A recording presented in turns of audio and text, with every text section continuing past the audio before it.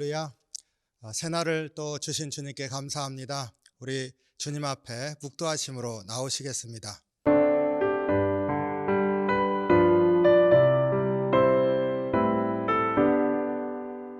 아멘.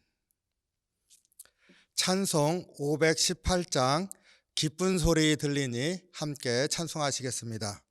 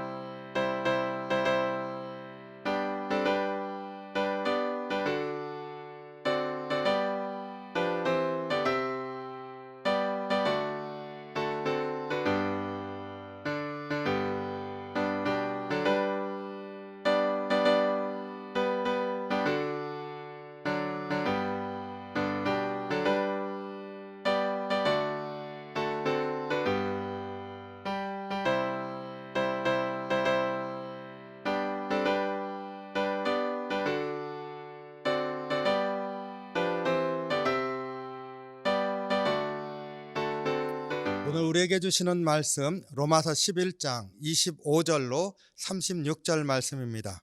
함께 봉독합니다. 형제들아, 너희가 스스로 지혜 있다 하면서 이 신비를 너희가 모르기를 내가 원하지 아니하노니, 이 신비는 이방인의 충만한 수가 들어오기까지 이스라엘의 덜어는 우둔하게 된 것이라. 그리하여 온 이스라엘이 구원을 받으리라 기록된 바, 구원자가 시온에서 오사 야곱에게 경건하지 않은 것을 돌이키시겠고, 내가 그들의 죄를 없이 할 때 그들에게 이루어질 내 언약이 이것이라 함과 같으리니라. 복음으로 하면 그들이 너희로 말미암아 원수된 자요, 택하심으로 하면 조상들로 말미암아 사랑을 입은 자라. 하나님의 은사와 부르심에는 후회하심이 없느니라. 너희가 전에는 하나님께 순종하지 아니하더니 이스라엘이 순종하지 아니하므로 이제 긍휼을 입었는지라. 이와 같이 이 사람들이 순종하지 아니하니 이는 너희에게 베푸신 긍휼로 이제 그들도 긍휼을 얻게 하려 하심이라. 하나님의 모든 사람을 순종하지 아니하는 가운데 가두어 두심은 모든 사람에게 긍휼을 베풀려 하심이로다. 깊도다 하나님의 지혜와 지식의 풍성함이여 그의 판단은 헤아리지 못할 것이며 그의 길은 찾지 못할 것이로다. 누가 주의 마음을 알았느냐? 누가 그의 모사가 되었느냐? 누가 주께 먼저 드려서 갚으심을 받겠느냐? 이는 만물이 주에게서 나오고 주로 말미암아 주께로 돌아감이라. 그에게 영광이 세세에 있을지어다. 아멘. 기도하겠습니다. 사랑이 많으신 주님, 주의 은혜 감사합니다. 저희들 이 새벽에도 주의 말씀을 붙들고 다시 한번 주님 앞에 나아가기를 원합니다. 참으로 주님께서 우리를 구원을 베푸시면서 인도하실 때 참으로 깊은 것을 헤아리시면서 우리를 주의 자녀로 삼으신 것을 인하여서 감사를 드립니다. 오늘 또 주의 말씀 붙들고 자녀로 승리하며 살 수 있도록 이 시간 역사하여 주시옵소서. 감사드리며 예수님 이름으로 기도하옵나이다. 아멘. 네, 오늘 본문은 로마서 11장 마지막 부분입니다. 25절로 36절 말씀. 제가 사도 바울은 앞부분에 교리적인 가르침이 있고 이제 뒷부분에는 신앙 실천적인 것에 관한 가르침이 있다 했는데 바로 11장 마지막 부분 여기로 해서 교리적인 가르침이 이제 끝납니다. 1장 후반부부터 시작해서 8장까지는 구원에 관한 교리적인 가르침이었었고 9장에서 11장까지가 하나님의 그 구원의 섭리죠. 어떻게 이 구원을 온전하게 그 모든 사람들에게 이루어 갈 것인가, 하나님의 그 역사하시는 그 섭리의 손길에 대해서 가르치고 있습니다. 그리고 내일 본문 12장부터는 신앙의 실천에 관해서 이제 가르칩니다. 오늘 본문이 그 구원 역사에 대한 하나님의 섭리의 결론이라 이렇게 볼 수 있습니다. 25절에 보면 형제들아 너희가 스스로 지혜 있다 하면서 이 신비를 너희가 모르기를 내가 원하지 아니하노니 이 신비는 이방인의 충만한 수가 들어오기까지 이스라엘의 더러는 우둔하게 된 것이라. 하나님의 구원 역사의 가장 깊은 곳에서 움직이는 힘은 무엇일까요? 그건 하나님의 사랑이겠죠. 근데 그 사랑이 어떻게 나타나는지, 또 우리의 삶의 현실 가운데서 하나님이 우리를 사랑하시면 어떻게, 하나님이 이렇게 말씀하셨는데 이런 일이 일어날 수 있습니까? 이런 의문을 가질 수 있을 수 있습니다. 그런데 사도 바울은 하나님의 구원의 섭리, 특별히 하나님의 자녀로 선택을 입고 부름받은 이스라엘 백성이 예수 그리스도를 받아들이지 못하고 넘어지는 것을 보면서 하나님의 구원의 섭리가 무엇일까? 하나님은 한번 약속하신 것을 반드시 이루시는 분이신데 이것이 어찌된 일인가? 이런 것을 봤을 때 사람의 지혜로 깨달을 수 없는 하나님께서 깊은 곳에서 그 이루어 가시는 그 하나님의 방법이 있는데 그것이 사람이 깨달을 수 없는 신비한 것이다, 이렇게 말을 하고 있습니다. 그래서 사실 하나님의 구원 역사는 신비함이라 이렇게 말하고 있습니다. 근데 그 신비하다고 하는 게 우리 그 신비적인 체험을 했습니다, 뭐 이런 의미의 신비가 아닙니다. 여기에서 신비하다는 것은 감춰져 있다고 하는 것, 사람의 지혜로는 도저히 깨달을 수 없는 깊은 차원, 하나님께서만이 통찰하시는 그러한 차원이 있다고 하는 것을 가르쳐서 신비하다 이렇게 말하고 있죠. 그러니까 기본적으로 신비함은, 오늘 구원 섭리와 관련해서 하는 신비함은 사람의 지혜로 알 수 있는 게 아니다, 하나님 영역에 있다, 이런 것을 얘기를 합니다. 그래서 33절로 36절 사실상 구원 역사를 마무리하면서 하나님이 하시는 것이다 라고 하는 것을 말할 때 이 신비와 같은 의미로 사용되는 다른 표현들이 계속 나옵니다. 그게 정말로 그 신비함이 무엇인지, 하나님이 어떻게 우리를 구원하시는지, 그 하나님의 마음은 무엇인지를 잘 나타내 줍니다. 33절로 36절까지 보면은요, 깊도다 하나님의 지혜와 지식의 풍성함이요 그 판단은 헤아리지 못할 것이며 그의 길은 찾지 못할 것이로다. 누가 주의 마음을 알았느냐? 누가 그의 모사가 되었느냐? 누가 주께 먼저 드려서 갚으심을 받겠느냐? 이는 만물이 주에게서 나오고 주로 말미암고 주에게로 돌아감이라. 그에게 영광이 세세에 있을지어다. 아멘. 이 보면은요, 하나님의 지혜와 지식의 그 풍성함, 그리고 하나님께서 판단하시거나 하나님이 이끌어 가시는 그 하나님의 길들을 사람이 헤아릴 수 없다. 그렇죠? 그리고 인간이 다 깨달을 수 없는 게 주님의 마음이죠. 우리가 어떻게 다 알겠습니까? 우리 부모의 마음도 다 알지 못합니다. 그런데 하나님 아버지의 그 마음을 어떻게 다 알겠습니까? 34절에 주의 마음을 인간이 다 깨달을 수 없다. 깊은 차원이 있다는 거 아닙니까? 그리고 사람이 생각할 때는 내가 하나님께 드리는 것이 있고 또 하나님께서 약속하셔서 베푸시는 것이 있다. 그랬을 때 우리 거기에는 사람이 잘했으니까 뭐 이런 생각도 할 수 있지 않습니까? 그런데 도대체 누가 하나님께 무엇인가를 해드리고 그 보상으로 구원을 받을 수 있겠느냐, 이렇게 말하고 있습니다. 그런 것들이 아니라는 겁니다. 그러니까 깊은 차원에서 하나님이 이끌어 가시는 하나님의 계획과 섭리로 오늘 우리가 그 은혜 가운데서 주의 자녀가 되었고 아직 구원받지 못한 백성을 향한 하나님의 계획들이 어떤 것인지 사람이 스스로 판단할 수 없다. 이 모든 깊이는 만물이 사실은 주님으로부터 왔고 앞으로 주님으로 돌아갈 것이기 때문이다. 그러니까 사람이 알 수 있는 게 아니죠. 주로부터 말미암았고 또 주님께로 돌아갈 것이기 때문이다. 이러한 모든 하나님의 계획에 대해서 사람이 알 수 없다고 하는 이러한 겸손함, 그리고 하나님 앞에서의 인간의 본 모습이죠. 그것을 깨달으면서 고백하는 것, 이것이 신비라 이러한 말로 축약되어서 구원 역사를 설명하고 있습니다. 이 신비다, 하나님께서 하시는 계획과 뜻 가운데서 우리를 이끌고 계신다. 그랬을 때 우리가 깨달아야 될 것 두 가지가 있습니다. 오늘 본문에서 말하고 있는데요. 첫 번째로는 하나님의 그 계획은 비록 사람이 넘어질지라도 변경되지 않는다. 하나님은 한번 결정하셔서 하시기로 하신 그것은 이루어 주신다, 이렇게 말합니다. 29절에 하나님의 은사와 부르심에는 후회함이 없느니라. 하나님의 은사와 부르심에는 후회함이 없다. 왜 이 말을 할까요? 하나님이 이스라엘 백성을 하나님 백성으로 선택하시고 부르셨는데 넘어졌지 않습니까?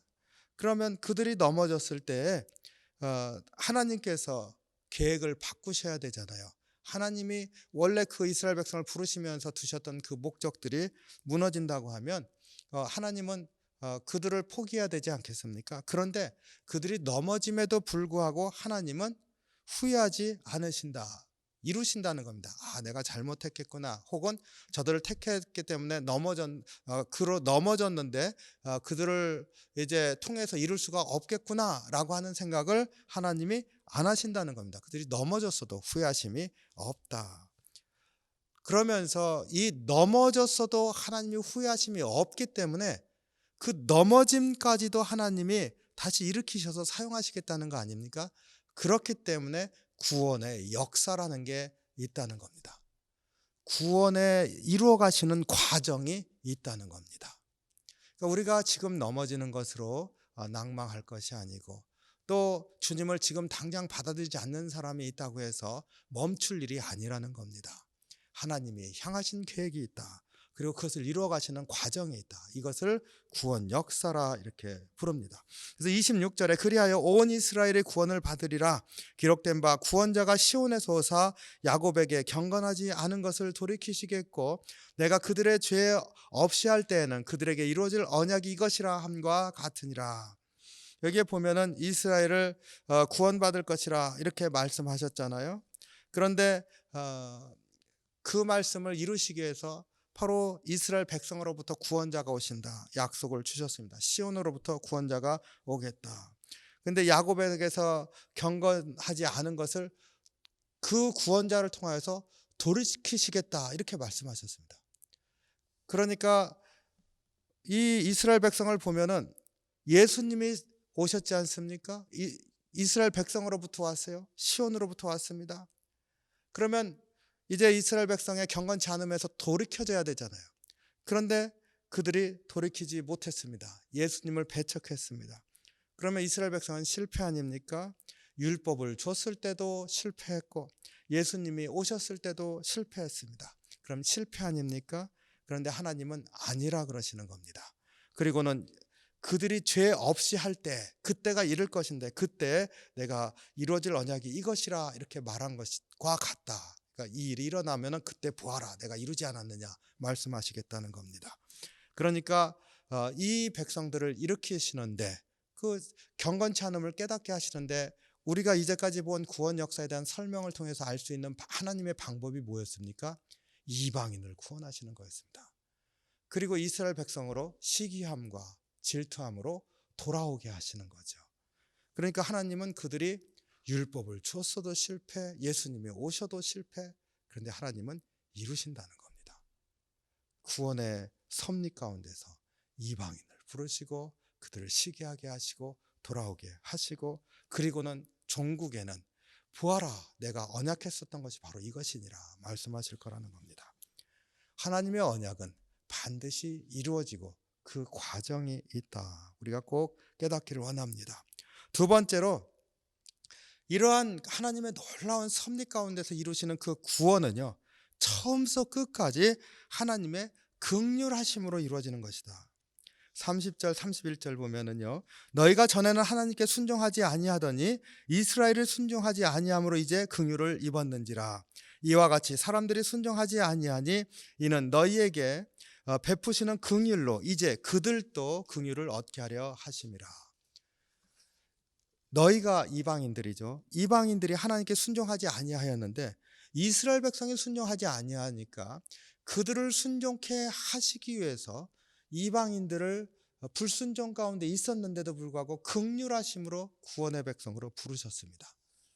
그리고 이번에는 이제 불순종 가운데 떨어진 이스라엘 백성을 바로 너희에게 보여줬던 그 긍휼하심으로 이스라엘 백성이 돌아오게 하실 거라는 거죠. 그러니까 이 처음서 끝까지 하나님의 긍휼하심을 통해서 이 구원의 역사가 완성되어져 가고 있다라고 하는 것을 우리가 알 수가 있습니다. 하나님의 긍휼하심은 그 깊이를 헤아릴 수가 없다. 우리의 삶 가운데도 항상 이러한 긍휼하심으로 우리를 찾아오신다 하는 것을 꼭 잊지 마시기 바랍니다. 그래서 이제 이 긍휼하심으로 구원 역사가 이루어지고 하나님의 그 긍휼하심이 성취되는 과정이 있는 그러한 삶 가운데 우리가 있다는 것을 꼭 기억하기를 원합니다. 그래서 우리 확신을 갖고 살기를 원합니다. 주님은 한번 우리를 선택하시고 구원하시면서 이루실 때 어떠한 것을 감수하실지라도 독생자를 십자가에서 돌아가시게 하실지언정 우리를 구원하시고자 하는 계획을 이루시는 하나님이시라. 하나님의 그 긍휼하심에 의지하며 살기를 원합니다. 이제 구원의 그 역사가 어떤 과정으로 이루어질지를 우리에게 설명해 주었습니다. 그리고 이 과정에 구원받는 이들에 관한 언급이 나왔습니다. 이방인들이 구원받죠? 얼마나 구원받습니까? 숫자를 알 수 없지만 이방인의 충만한 수가 구원을 받는다 밝히고 있습니다. 이스라엘 백성이 실족되었다 구원을 받죠. 그들이 얼마나 구원받는지는 알지 못하지만 남은 자들이 있다 하셔서 그 남은 자들, 주님을 받아들일 이들이 있다고 하는 것을 통해서 구원받을 이들을 언급하고 있습니다. 그런데 오늘 본문 중에 더러는 버려지게 되고 이렇게 말하고 있습니다. 그러니까 남은 자라고 하는 것은 오히려 더 소수일 것 같은데 여기 오늘 본문에 있는 것은 더러는 버려지고 다 이렇게 주님께로 돌아오게 하겠다. 이런 말도 되니까 유대인의 그 남은 자의 숫자가 얼마인지 우리가 또 이 본문에서는 알 수가 없습니다. 물론 요한계시록에 14만 4천 언급하는 부분이 있습니다만은 그러나 그 숫자를 어떻게 생각하느냐에 따라 또 우리가 생각할 부분이 있겠죠. 하나님께 맡겨진 거 아닙니까? 그래서 오늘 본문을 통해서 우리가 알 수 있는 부분들은 하나님께서 그 택하심을 입고 긍휼하심을 입는 이방인들과 이스라엘 백성을 구원하신다. 그래서 하나님의 구원의 그 온전한 성취가 이루어질 때가 있다 하는 그러한 소망을 가지고 분명한 말씀에 의거해서 그러한 지식을 가지고 고백하면서 오늘날을 붙드시고 인도하시는 주님의 손길을 다시 한번 바라보는 은혜가 있는 복된 하루가 되시기를 주님의 이름으로 축원합니다. 기도하겠습니다. 사랑이 많으신 주님, 주의 은혜와 사랑에 감사합니다. 저희들 참 부족합니다. 우리가 어떻게 구원받았는지, 어떻게 주님의 자녀가 되었는지 우리가 잊고 살 때가 많이 있습니다. 때로는 마치 우리가 특권을 입은 것과 같이 그렇게 생각할 때도 많이 있습니다. 주님, 저희들이 죄된 곳에 있을 때 아무 공로 없으나 주님께서 긍휼하심으로 예수님의 십자가의 은혜를 통해서 구원하셨음을 다시 한번 기억하고 겸손하게 주님 앞에 나아가는 저희 될 수 있게 도우시고 참으로 우리가 사람들을 바라볼 때마다 주님의 섭리가 그들 가운데 있다고 하는 그러한 긍휼한 마음을 또 하나님의 그 마음을 우리가 품고서 또 바라보면서 같이 믿음 안에서 교제하고 세워주는 그러한 삶이도 될 수 있게 인도해 주시옵소서. 오늘 하루도 주의 복된 날이 될 수 있게 저희 가운데 함께 하시고 인도해 주시옵소서. 감사드리며 예수님 이름으로 기도하옵나이다. 아멘. 주기도문 하겠습니다.